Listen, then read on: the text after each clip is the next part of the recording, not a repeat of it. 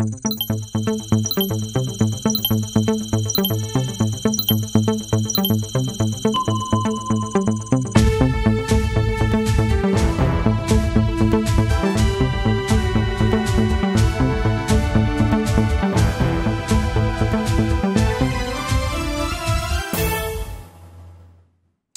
ministre en charge de la réconciliation nationale, pour la première fois depuis sa nomination, s'est livré entièrement à la presse pour des questions liées à son domaine. Zéphirin Diabré a décliné les grands axes de sa mission.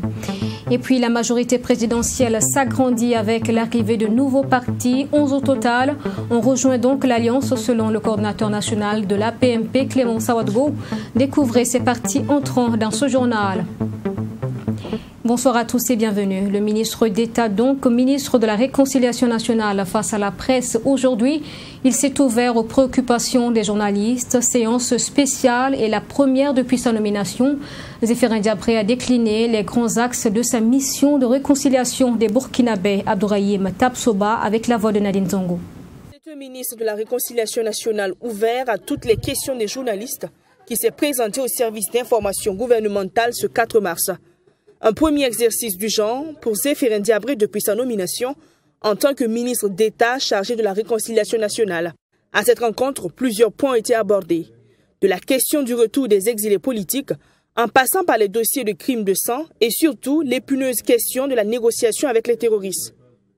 Sur cette dernière problématique, le ministre s'est voulu clair. Pas question de négocier avec les forces du mal. Nous ne négocions pas et nous ne négocierons pas avec les terroristes. En tant que nation burkinabé, nous avons nos frères, nos enfants qui ont été embrigadés, endoctrinés, influencés, commis à l'erreur et qui ont été amenés à prendre les armes contre leur patrie.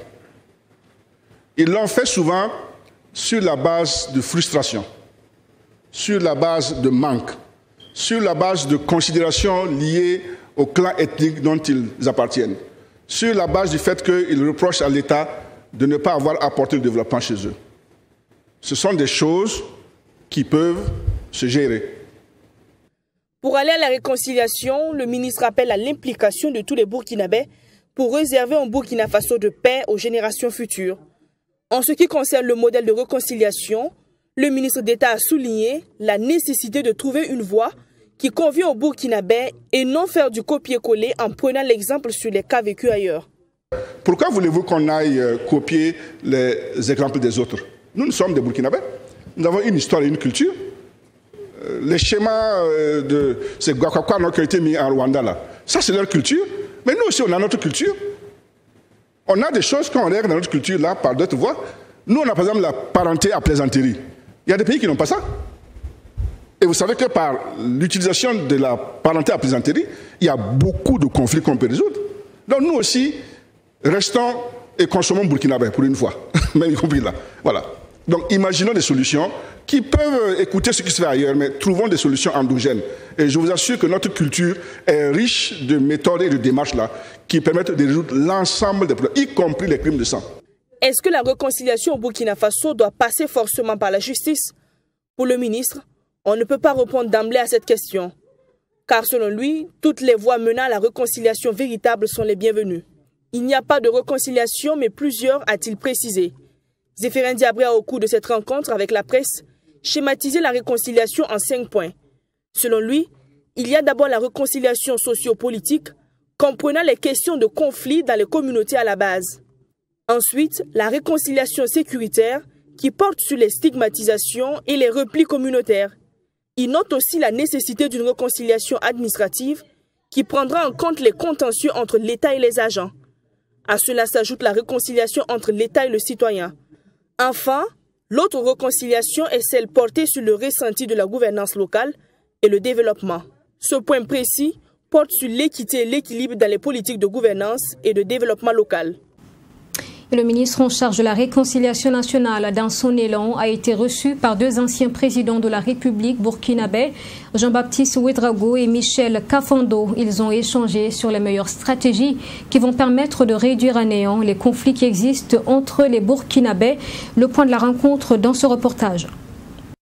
Le ministre de la Réconciliation nationale au domicile de l'ancien président Jean-Baptiste Ouédraogo pour échanger sur les questions de réconciliation nationale. Était également présent l'ancien président sous la transition Michel Kafando. Les deux hommes ont prodigué des conseils à Zéphirin Diabré de par leur expérience et leur connaissance des réalités du pays en tant qu'ancien chef d'État.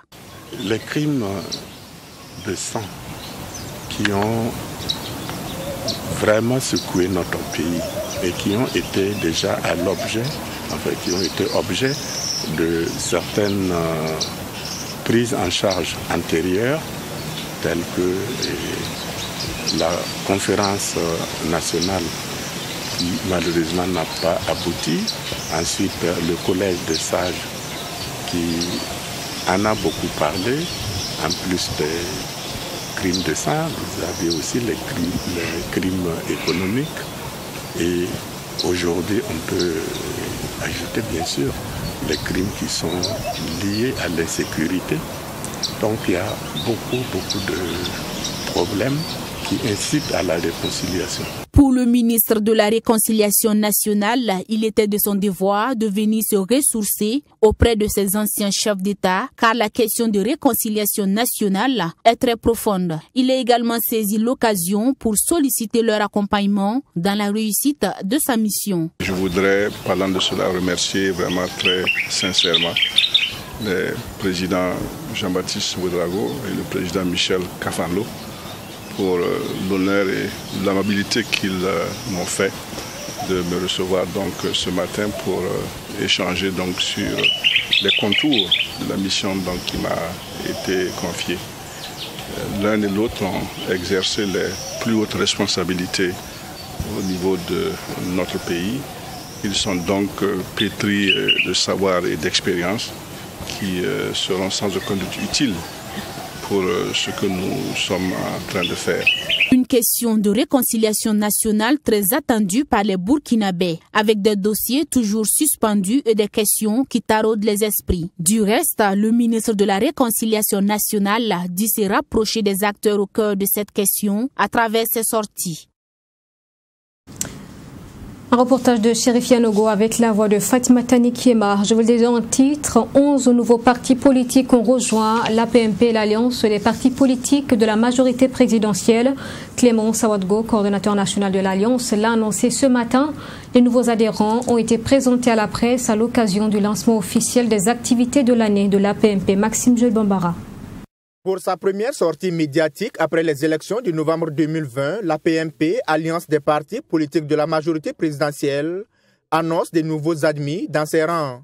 Sur 22 demandes d'adhésion reçues, 11 ont eu un avis favorable selon le coordinateur national de l'APMP, les 11 autres étant toujours en cours d'examen. Les 11 demandes non encore acceptées ne signifient pas qu'on les a rejetées, simplement que il y en a qui n'ont pas complété leur dossier.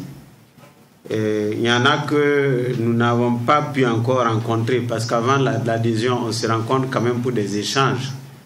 On est en politique, il faut se comprendre déjà bien, comme on dit, avant de s'embarquer ensemble, il faut d'abord bien se démarquer, c'est-à-dire marquer la limite.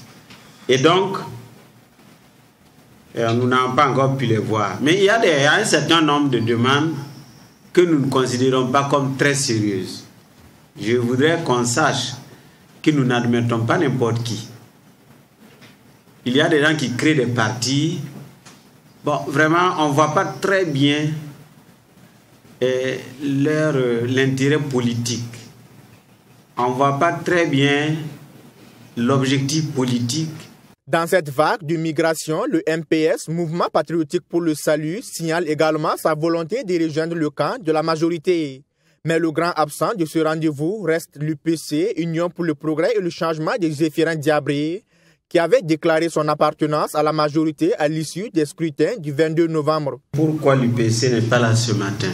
Je dois vous dire ceci, il n'y a aucune zone d'ombre jusque-là entre l'UPC et les autres partis de la majorité, en tout cas depuis la composition du gouvernement.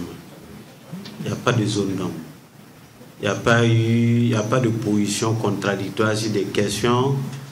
Il n'y a eu aucune action qui puisse faire dire qu'il y a déjà des problèmes au sein de la nouvelle majorité. Non, pas du tout. Ni à l'Assemblée, ni ailleurs.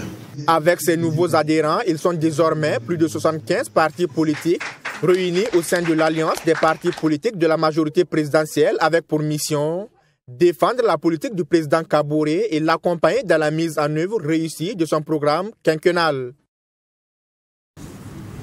Et lors de cette dernière sortie de l'APMP, le report des élections municipales, la limitation du nombre de partis politiques, la suspension du stade du 4 août, ce sont les sujets abordés. Et à propos du report des élections municipales, selon l'APMP, il n'est pas question de parler d'un bonus accordé aux maires. La décision ayant été prise de commun accord avec l'ensemble de la classe politique. Maxime Djebambara. Plusieurs questions d'actualité ont été abordées à cette conférence de presse de l'APMP.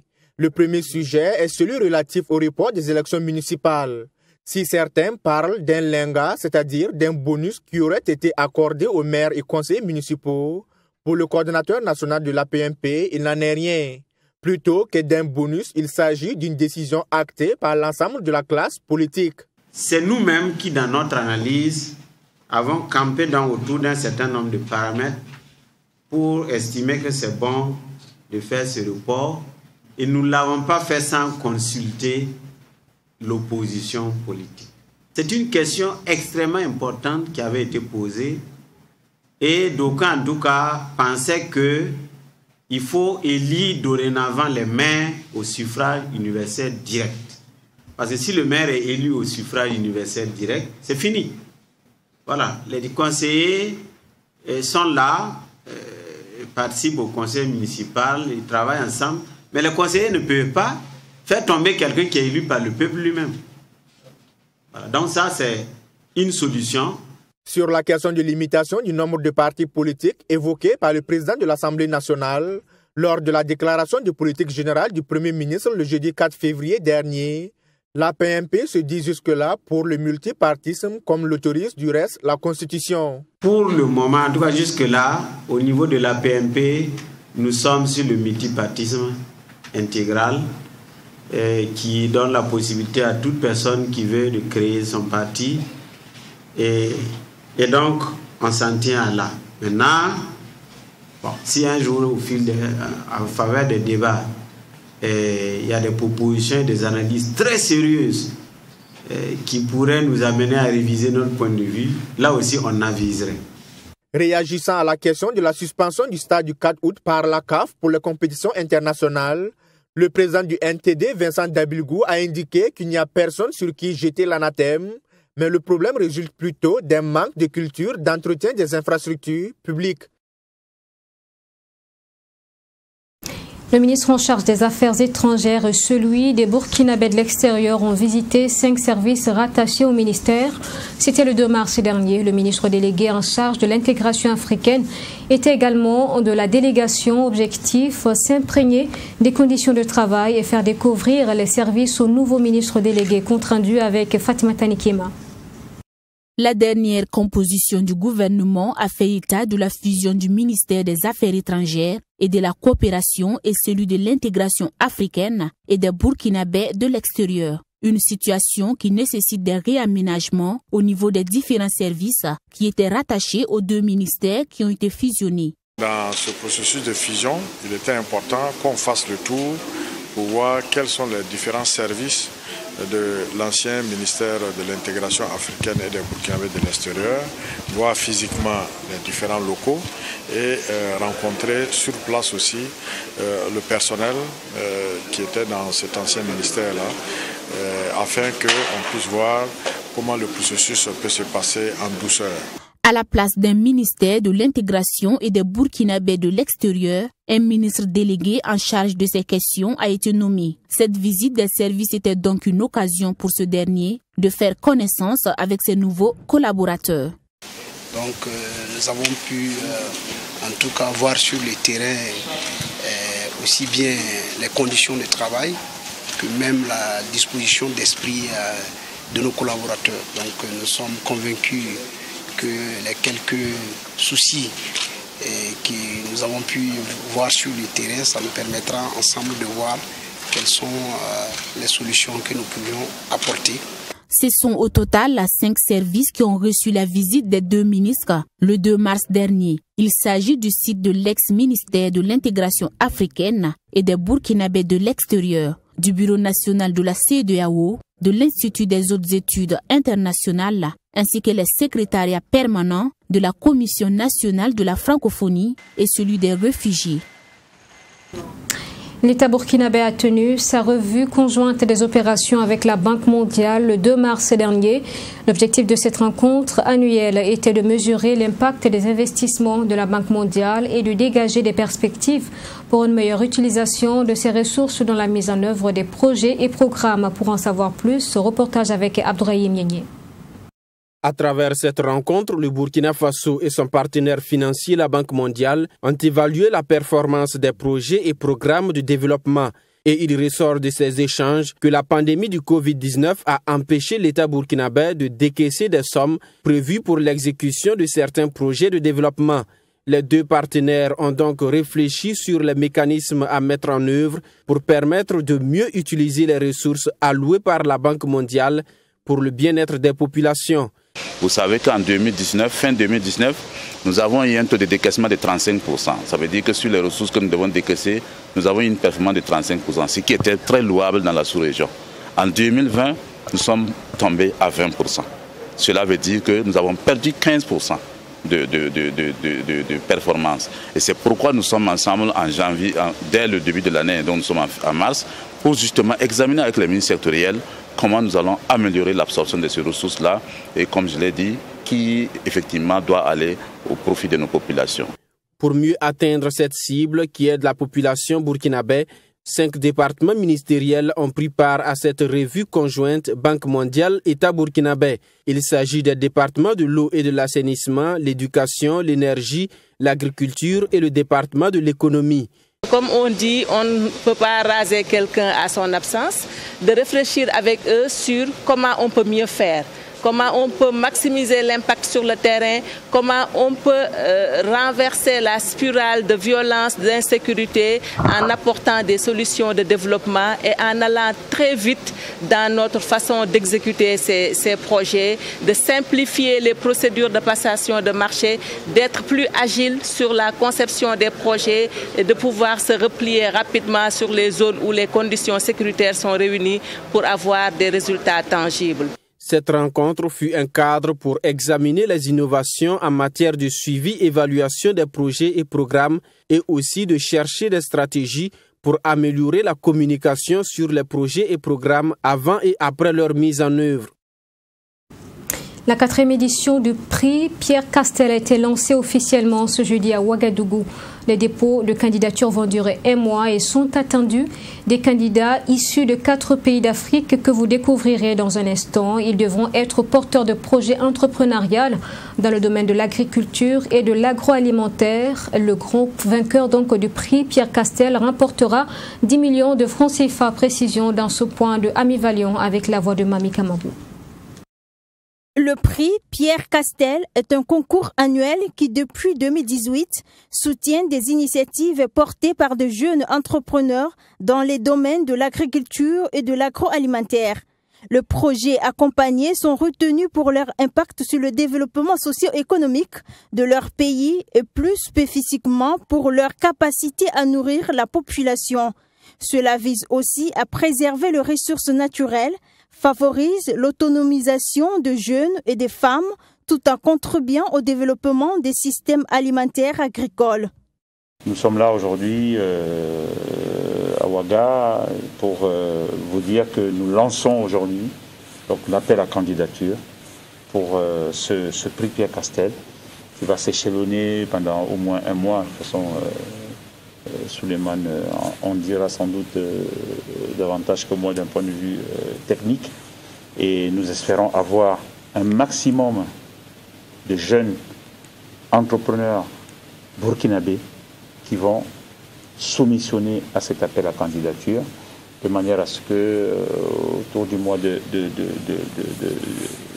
mai, nous aurons vraiment les successeurs de Brice et de Claude, voilà, pour cette édition 2021, dont l'objet est à la fois de doter de 10 millions de francs CFA. Le prix récompense pour l'édition 2021 24 entrepreneurs sélectionnés par le jury et comité de sélection dans de différents pays.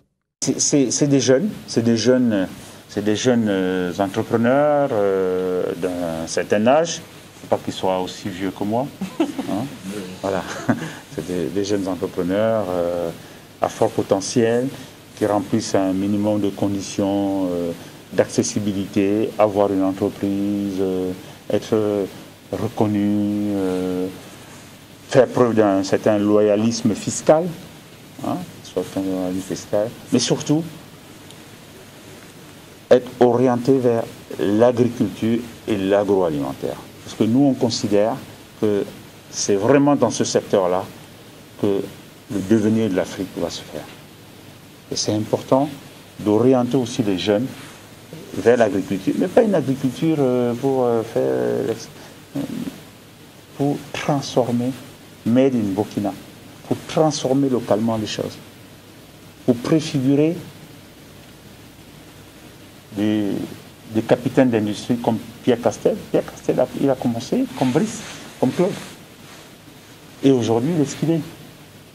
Donc voilà, nous avons la conviction que c'est possible. Pour rappel, cette compétition va concerner 4 pays d'Afrique, à savoir le Burkina Faso, la Côte d'Ivoire, le Cameroun et la République démocratique du Congo. Le dépôt de candidature se tient du 1er au 30 mars prochain. La compétition, elle, se tiendra du 1er au 30 avril 2021. Le grand vainqueur du prix, Pierre Castel, va recevoir la somme de 10 millions de francs CFA. Ouverture le 2 mars dernier d'un forum national sur la participation et le contrôle citoyen dans le processus de gestion des finances publiques au Burkina. L'objectif était de renforcer la transparence dans la gestion des finances publiques grâce au contrôle citoyen et il était également question de consolider l'état des lieux des mécanismes de participation citoyenne. Michael Toukri. L'objectif de ce forum est d'améliorer la participation citoyenne au processus budgétaire. Et selon le ministre délégué du budget, Edith Clémence Yaka, cela passe nécessairement par la transparence dans la gestion des finances publiques. C'est un contrôle qui existe déjà au Burkina. Les citoyens participent déjà et contrôlent donc l'action du gouvernement dans ce domaine. Mais on ne peut pas en tout cas se prévaloir des résultats que nous avons aujourd'hui et se contenter de cela parce que notre ambition est au-delà de ce qui est aujourd'hui atteint comme résultat et nous savons également que le citoyen attend encore davantage et donc nous nous engageons à travers ce forum et par les échanges d'expériences qui vont donc se partager à travers tous les panels du forum, d'échanger et de voir dans quelle mesure nous pouvons donc améliorer cette problématique-là. Au cours de ces 72 heures d'échange et de partage, les participants vont se pencher sur les questions de transparence des finances publiques, les lignes directives pour la promotion du budget participatif.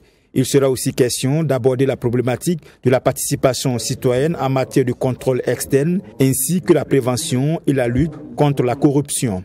Ce forum a pour objectif de pouvoir faire un échange d'expériences entre les différents acteurs qui agissent dans le domaine et pour, en tout cas, nous le souhaitons, déboucher sur une charte nationale de bonne conduite, voilà, qui vont donc permettre que nous puissions mettre plus efficacement les mécanismes de la participation et du contrôle citoyen de la gestion des finances publiques en œuvre.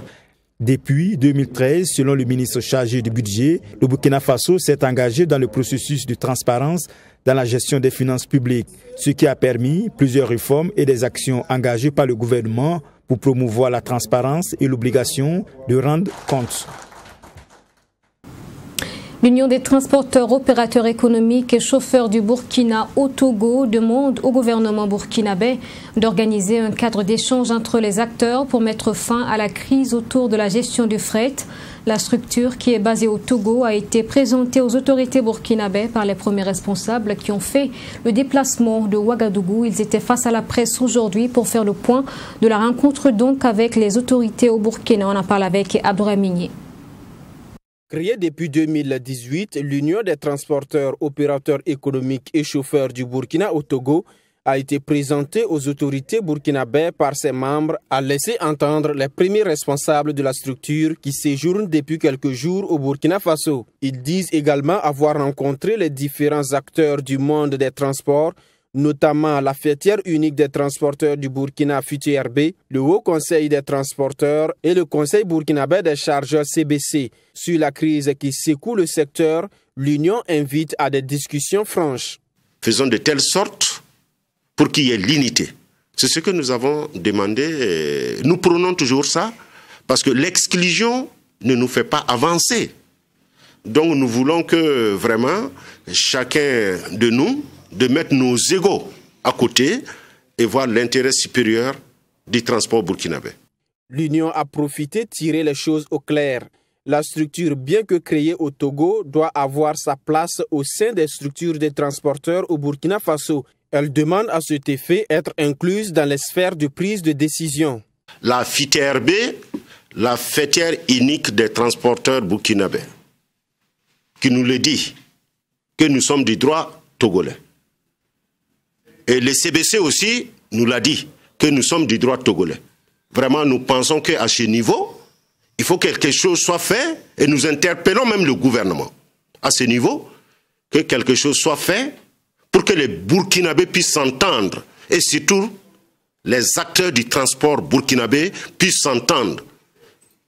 Mais je pense que le gouvernement est censé être un bon arbitre.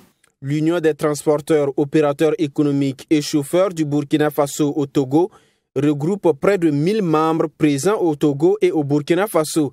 Elle se présente comme une structure de protection et de défense des droits des transporteurs et opérateurs économiques. Et voilà, c'est la fin de ce journal. Merci à vous de nous suivre tous les jours. Je vous souhaite une excellente suite en notre compagnie et à demain. Bonsoir.